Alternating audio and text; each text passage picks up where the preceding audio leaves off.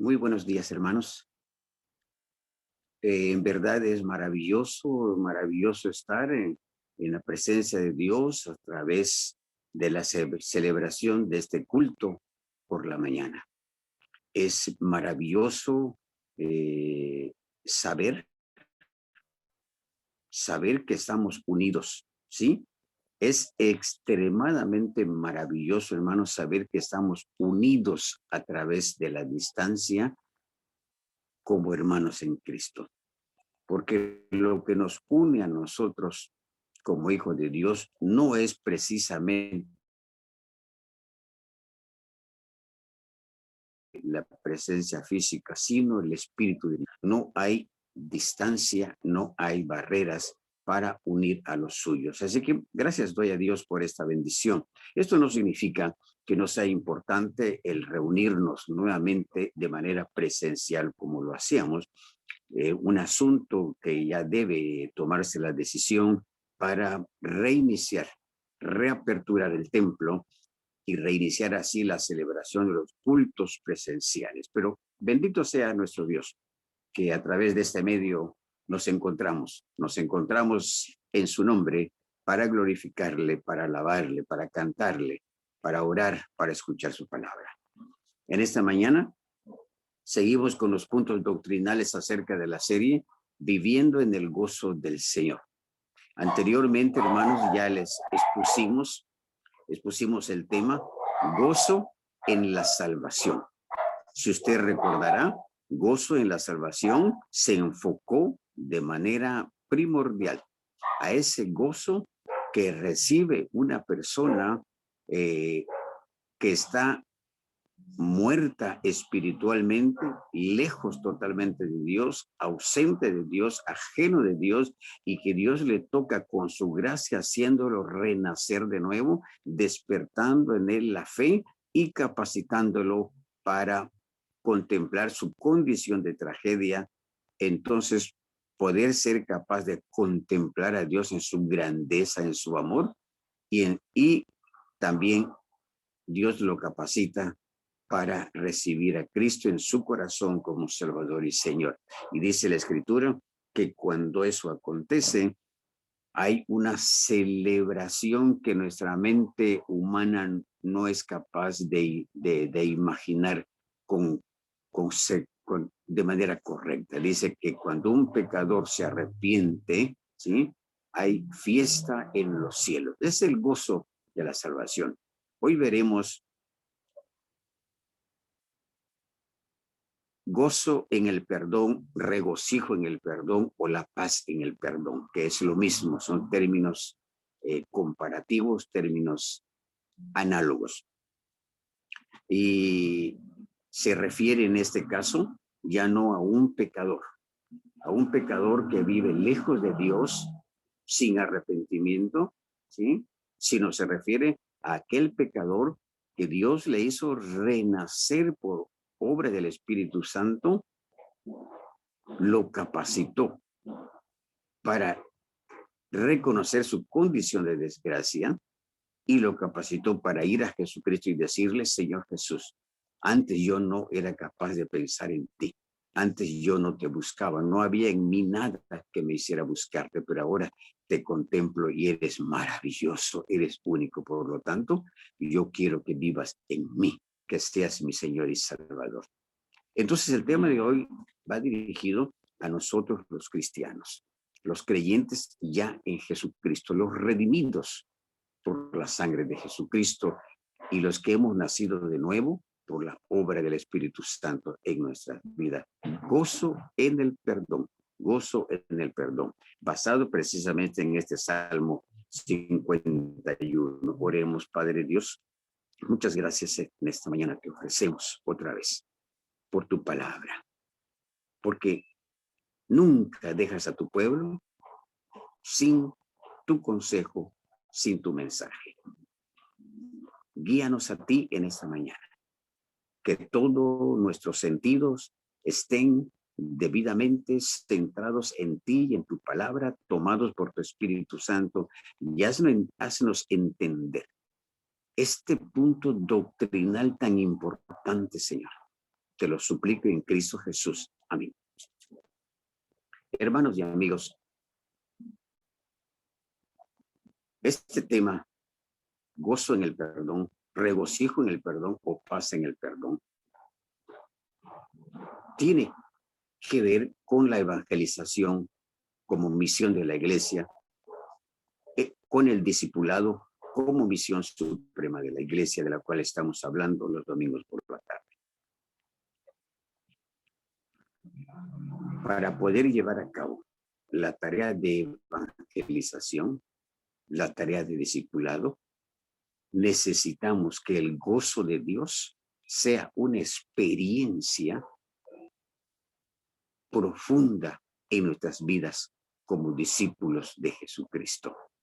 La falta de gozo, la falta del gozo de Dios en nosotros es un obstáculo y nos incapacita, nos paraliza e impide en consecuencia que realicemos la misión de la iglesia, que es la evangelización y el discipulado.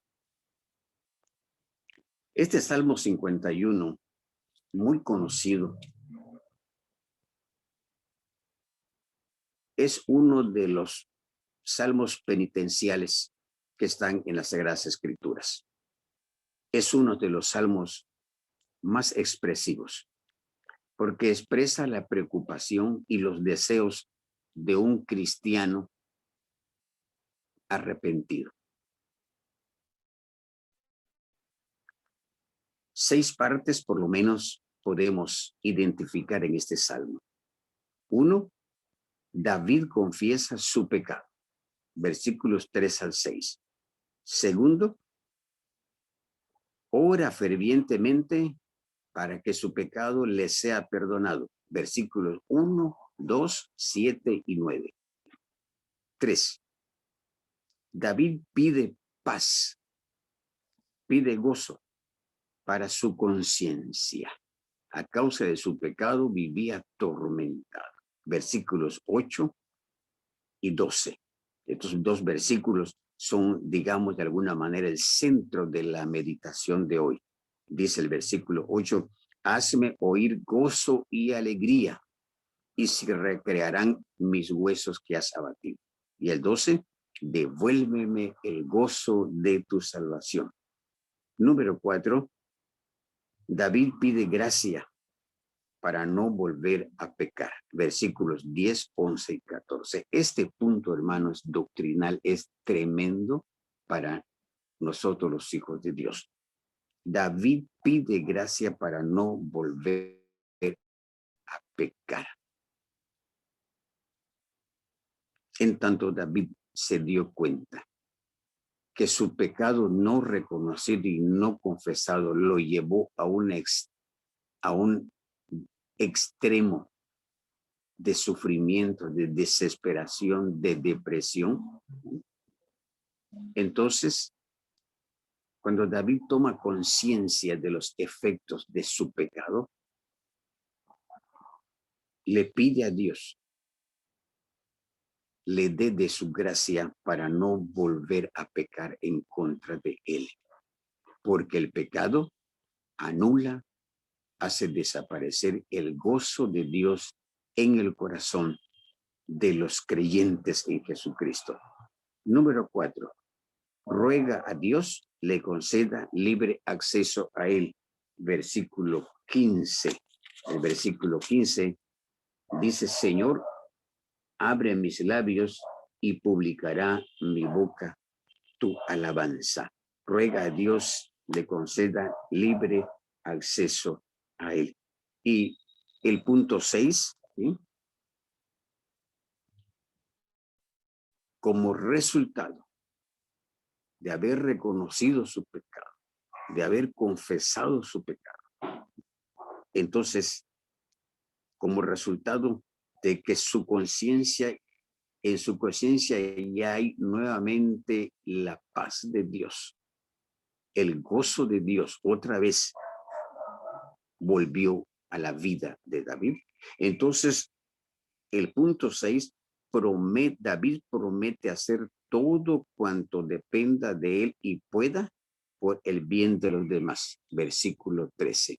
Este punto, queridos hermanos, es importantísimo. No que los otros no sean menos, no. Pero es extraordinariamente importante que nosotros lo consideremos, ¿sí? David promete hacer todo cuanto pueda por el bien de los demás. Esto es en razón, hermano, porque el pecado y la ausencia del gozo de Dios en la vida del cristiano nos imposibilita para hacer el bien a los demás. El pecado no confesado, no reconocido en la vida de los cristianos, nos ata, nos encadena, hermano, nos encadena, ¿sí? Con gruesos grillos, los pies, las manos, nuestra boca, nuestro entendimiento, ¿sí? Para que no realicemos obras buenas o acciones buenas en bien de los demás, principalmente compartir las buenas nuevas. Entonces, les repito rápidamente 6 puntos doctrinales rescatamos en este Salmo 51 que tiene que ver con el gozo en el perdón. David confiesa su pecado, indispensable para nosotros. Hay otro salmo que dice, el pecado, el que oculta su pecado no prosperará, pero el que lo reconoce y lo confiesa alcanzará misericordia. Entonces, David confiesa su pecado. David ora fervientemente para que sea perdonado. David pide para su conciencia paz, pide el gozo de Dios le sea devuelto. Pide gracia para no volver a pecar. Esto es importantísimo también, hermanos. 5, ruega a Dios le conceda libre acceso a él, porque el pecado nos aleja de Dios. El pecado cierra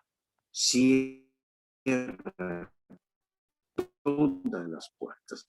El pecado se convierte de tal manera que es imposible estar en la presencia de Dios. Tenemos pecados no reconocidos, no confesados, ¿sí? Obviamente, esto es un asunto delicado, hermano, porque mucha gente en las distintas iglesias evangélicas cristianas vivimos con pecados no reconocidos, no confesados, y seguimos cantando alabanzas a Dios, seguimos orando, inclusive si tenemos cargos, seguimos predicando, seguimos enseñando, pero ¿qué creen? Nuestra vida no tiene acceso a la presencia de Dios a causa del pecado. Lo que hagamos, ¿sí?, va a carecer de eficacia, no porque Dios sea incapaz de hacerlo un bien para los demás, sino porque nuestro pecado, ¿sí?, hace ineficaz nuestras palabras. Y por último, promete hacer todo cuanto dependa de él y pueda por el bien de los demás. Estos son asuntos doctrinales fundamentales para nosotros en este siglo XXI.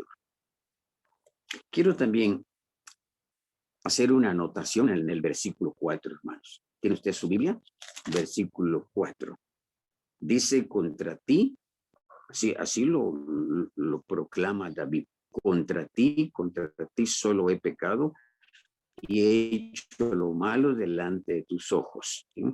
Nótese bien, hermanos, David sabía por la acción del profeta Natán, David reconoció que él había pecado en contra de Urías y de su esposa. ¿Sí? Sin embargo, en esta oración de arrepentimiento y plegaria, pidiendo perdón y purificación, David no menciona, yo reconozco que pequé en contra de Urías y de Betsabé. No, él dice, reconozco contra ti solo he pecado.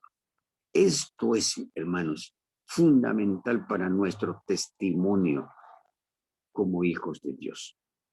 El pecado contra una persona, el pecado contra un prójimo, sea de la misma iglesia, un familiar, o un no creyente, un compañero de la escuela, un compañero de trabajo o cualquier prójimo, el pecado contra una persona es ante todo y primordialmente una ofensa a Dios, porque es una transgresión a su santa ley. Interesantísimo este punto doctrinal, hermanos.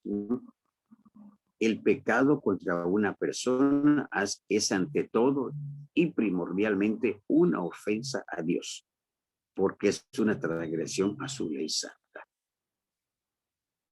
Creo que esto a todos nos ha sucedido, que actuamos, hablamos de una manera indebida en relación con nuestros hermanos en la fe, en relación con una persona, y no nos hemos detenido a pensar como David concluyó: contra ti he pecado.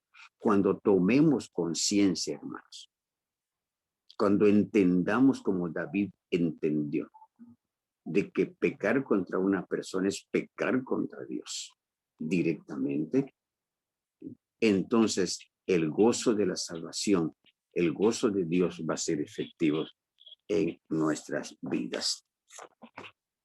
Les decía que gozo en el perdón es fundamental.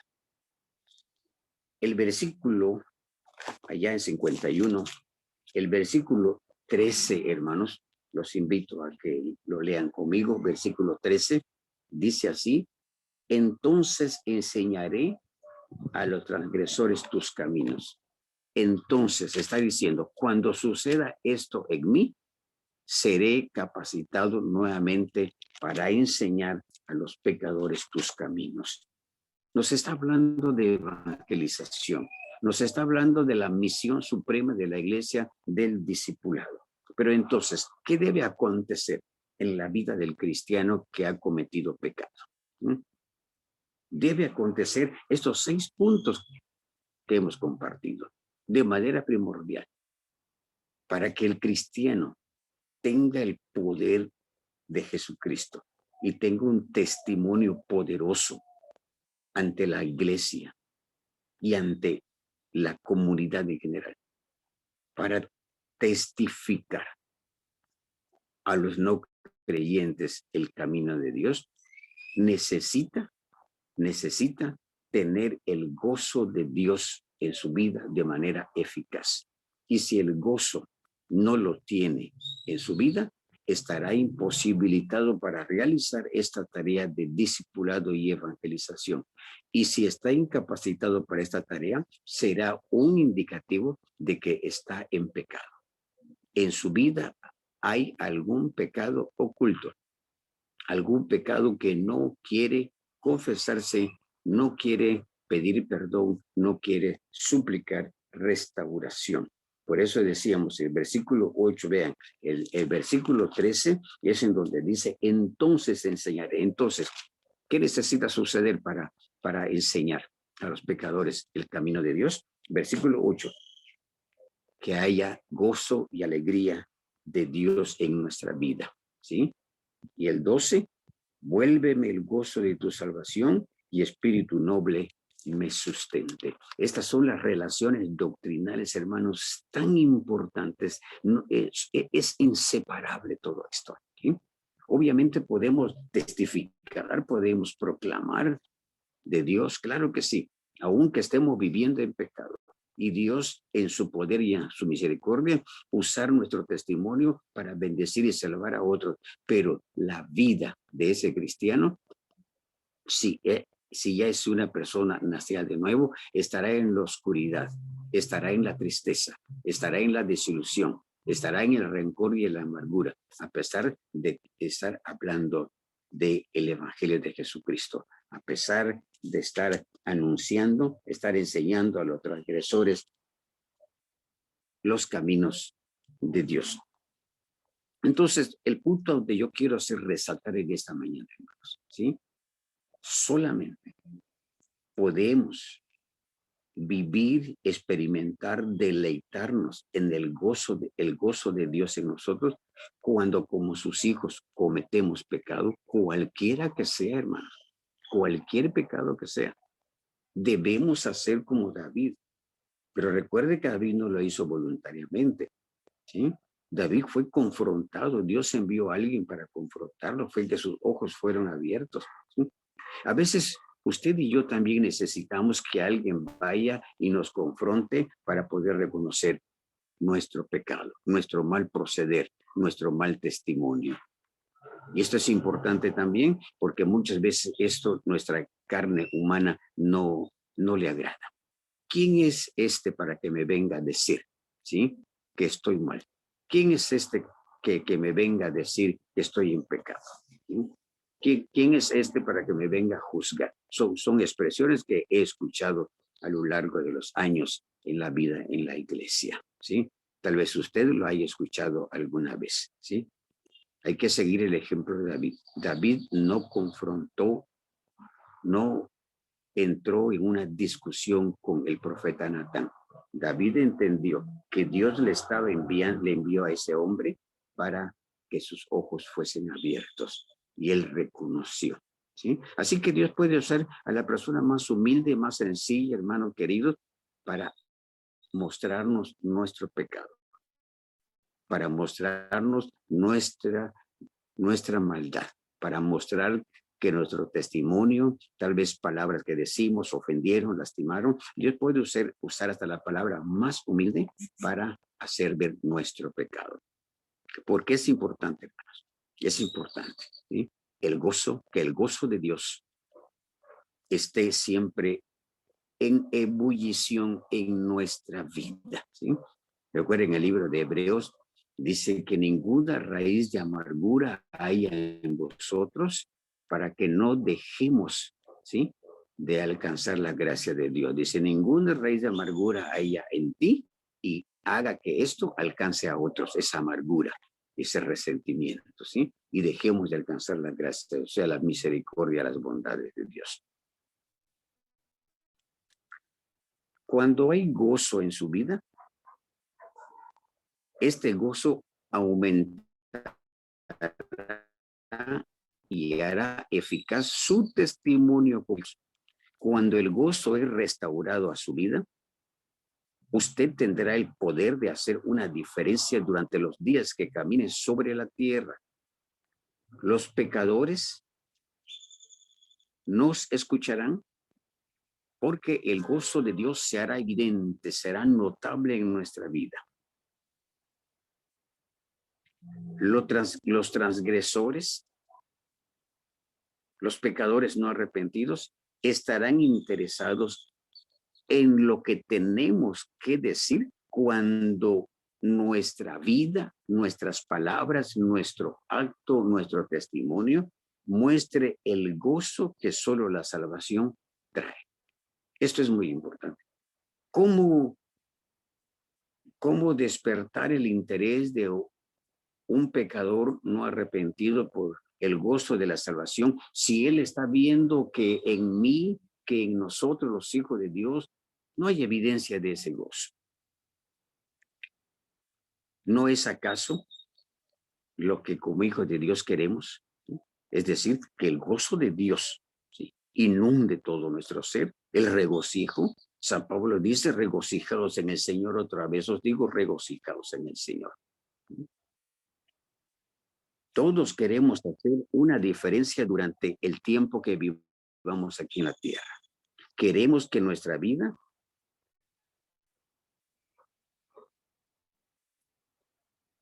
sirva para algo más que para poner en nuestra sepultura, en una lápida, ¿sí?, frases bonitas. Todos hemos de desear como cristianos dejar un legado de nuestra vida que muestren que fuimos personas cambiadas, ¿sí?, porque el gozo de Dios se cruzó en nuestro camino. El gozo nos permitirá hacer una diferencia en la vida de alguien más. Recuérdelo bien, hermano. El gozo de Dios evidente en la vida de usted que aunque siendo aún pecadores, continuemos siendo aún pecadores mientras vivamos en este cuerpo terrenal, ¿sí? Pero si todo nuestro estilo de vida da evidencia de que el gozo de la salvación de Dios está en nosotros, ¿sí? Entonces la gente dará testimonio de que somos diferentes. Quiero terminar esta mañana. Entonces, gozo en el perdón.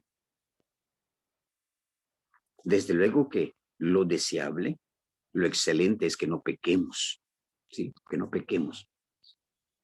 Como dice, les compartí el asunto de David en el número 4, versículos 10, 11 y 14. David pidió en su oración gracia de Dios para no volver a pecar. Eso nosotros debemos hacerlo cada día, hermanos. Pedir la gracia de Dios para no volver a pecar, ¿sí? ¿Para qué? Para que el gozo de Dios no esté ausente de nuestra vida. Para que la alegría de Dios no esté ausente de nuestra vida. Para que el gozo, la alegría, el regocijo de Dios, la paz, esté en nosotros y sea evidente, es necesario que nos esforcemos para pedirle a Dios de su gracia para no seguir pecando en contra de Él. Y si pecamos, reconocerlo, confesarlo y suplicar que Dios borre esos pecados para que su gozo vuelva en nosotros. Y esto es importante, como ya lo hemos señalado, y con esto concluyo. Porque el gozo de Dios en la vida de nosotros, sus hijos, fortalecerá nuestro testimonio dentro de la iglesia y con los que aún no son del pueblo de Dios, ¿sí?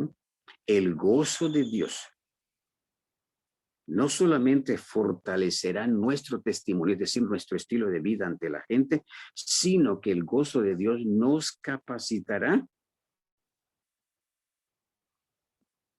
y Dios nos utilizará como instrumentos para cambiar la vida de alguien más. Espero estarme comunicando de manera clara y sencilla, hermanos.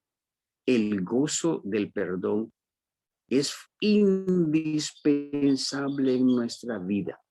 Pecado reconocido, pecado confesado, un corazón suplicante que Dios perdone nuestros pecados, que nos dé de su gracia para no seguir pecando.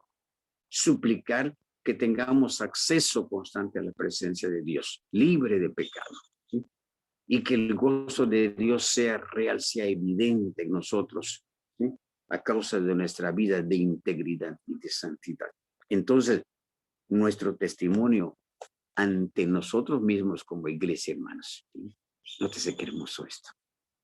Nuestro testimonio, nuestra convivencia en la iglesia será fortalecida. Nuestro testimonio con la gente de fuera, con los vecinos, será fortalecida. Y Dios entonces nos usará como instrumentos para cambiar la vida de alguien más. Si usted pensaba, o si usted ha llegado a pensar alguna vez que el gozo fue inventado solamente para sentirnos bien, hermanos, ¿sí? Como un asunto meramente emocional, necesitamos cambiar esa forma de pensar. El gozo de la salvación, el gozo de Dios en nuestras vidas, no nos ha sido dada simplemente para que nos sintamos bien, hermanos. Si esto fuese así, necesitamos hacer un cambio en nuestra manera de pensar. Dios nos ha dado su gozo, no simplemente para que nos sintamos bien. Sí, vamos a sentir placer, vamos a sentir dicha, vamos a sentir paz, pero no solamente para eso. Dios necesita en este siglo XXI, Dios está necesitando en este tiempo de pandemia, ¿sí? Que se levante una generación de creyentes, una generación de discípulos de Jesús, una generación de gente cristiana llenos de gozo, del gozo de Dios, y que en consecuencias una nueva generación que esté dispuesta a hacer un impacto profundo en el mundo en el cual vivimos. Repito, Dios necesita en estos tiempos una iglesia, una generación de cristianos, ¿sí? Llena de gozo, llena del gozo de Dios, llena de la paz, del regocijo de Dios, que se haga evidente dentro del pueblo de Dios y fuera del pueblo de Dios. Dios necesita una iglesia que se levante así, que exprese el gozo de Dios, que esté dispuesta en consecuencia a hacer un impacto profundo en la sociedad en la cual vivimos hoy. Hermanos y amigos, yo estoy dispuesto dentro de mis muchos defectos, dentro de mis muchas, digamos, imperfecciones, ¿sí? Yo estoy dispuesto a ser parte de esa generación que Dios necesita. Una generación, yo quiero ser parte, estoy dispuesto. Es más, ya tomé la decisión desde hace un tiempo de ser parte de esa generación, de esa iglesia, de esos hijos de Dios, en donde el pecado no gobierne mi vida, en donde el pecado no se enseñoree de mí. Y cuando cometo pecado, cuando cometo algo indebido, le he pedido a Dios de su gracia para que yo lo reconozca, para que lo confiese y yo pida restauración, para que el gozo de Dios siempre esté presente en mi vida. Y entonces seamos capaces de ser instrumentos que impacten profundamente en el mundo en el cual vivimos, de la sociedad, en la sociedad en la cual vivimos hoy. Termino con una pregunta. Yo ya estoy dentro de esta generación. Así como ustedes me ven, hermanos, ya grande de edad, con muchas debilidades, con muchas imperfecciones. Yo estoy dentro de esta generación. ¿Y usted? ¿Usted ya está dentro de esa generación que Dios necesita? Si no lo está, en esa mañana yo le invito de todo corazón a que vaya al Señor. Si hubiese algún pecado que usted está arrastrando con una pesada cadena, que no le deja disfrutar el gozo de Dios, y que en consecuencia el gozo de Dios no es evidente en su vida, en su testimonio, yo le invito a que haga como David. Siga sus pasos.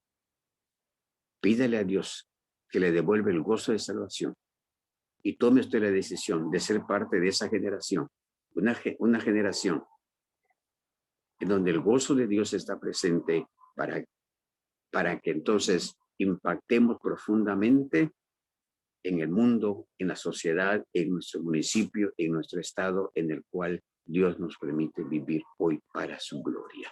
Oremos, Padre Dios, muchas gracias. Gracias por tu palabra. Que tu Espíritu Santo trabaje en mí y en cada oyente de esta mañana. Haz, Señor, conforme a tu propósito. Guíanos de tal manera que tomemos la decisión de ser partes de esa generación que tú necesitas, una generación que no peque voluntariamente, una generación que cuando peque lo reconozca inmediatamente, pida perdón, busque tu restauración y el gozo tuyo no esté ausente. Muchas gracias, oh Dios. En el nombre de Jesucristo. Amén.